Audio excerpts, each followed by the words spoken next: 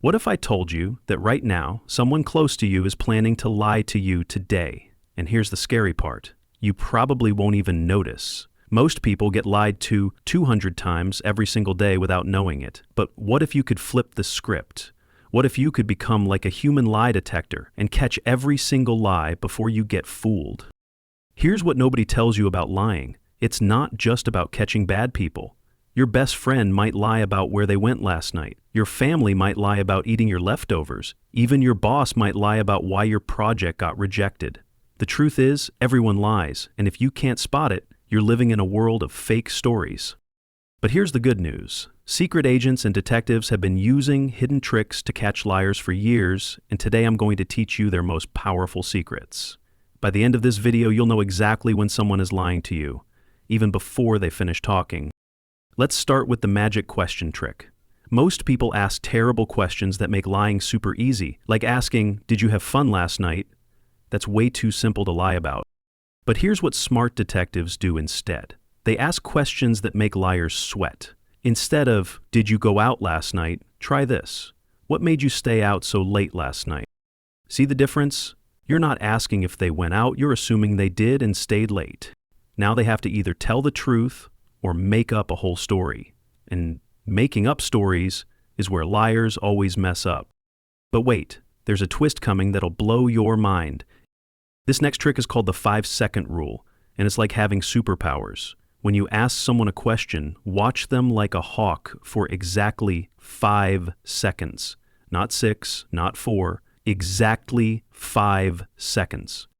Why? Because that's when their brain is fighting the hardest. After 5 seconds, they've had time to think of a good lie. But in those first 5 seconds, their body tells the truth, even when their mouth doesn't. Look for these signs. They touch their face, look away, pause too long, or their voice gets weird. One sign means nothing. But if you see 2 or more signs in those 5 seconds, boom, you've caught them. And here's the crazy part. This works even on people who think they're good liars. But the next trick is even more powerful. This one's called the baseline trick, and it's what FBI agents use. Before you ask any tricky questions, watch how the person acts normally. Notice their voice, how they sit, how they move their hands. This is their normal mode. Once you know how they act when they're relaxed, you can spot when something changes. If someone who usually looks you in the eye suddenly stares at the floor, that's a red flag. If someone who talks fast suddenly talks slow, something's up. It's like having a secret code that only you can read. But here's where it gets really sneaky. The double-check trap is genius. Ask about the same thing twice, but in different ways. First ask, "You went to the movies yesterday, right?" Then, 10 minutes later, ask, "What movie did you see yesterday?" Liars forget what they said the first time. They might say, "Yes, I went to the movies," and then later say, "I didn't see any movie." Boom, caught. Truth tellers stay consistent because they're remembering real events.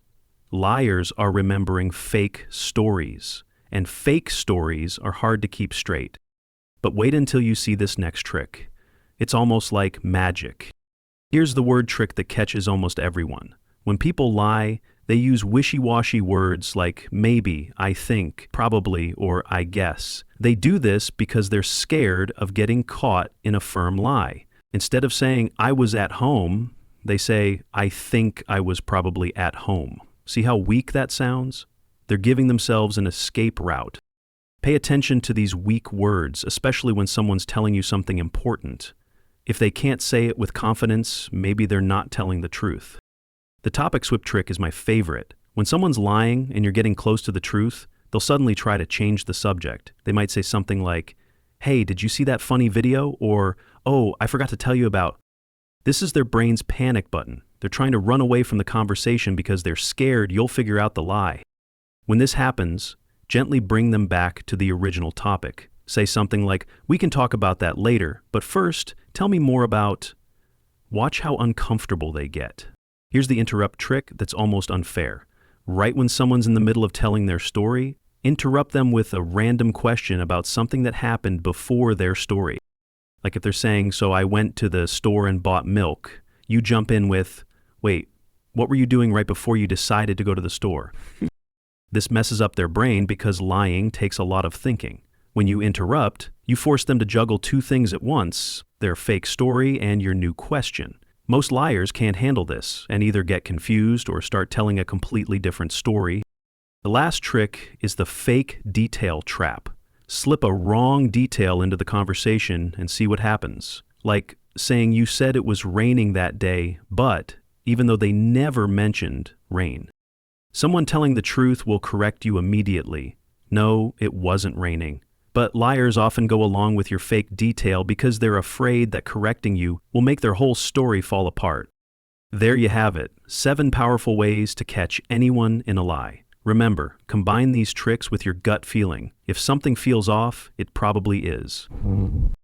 Try these out and let me know in the comments which one worked best for you. And if this video helped you catch someone in a lie, smash that like button and subscribe for more secrets like this. See you next time.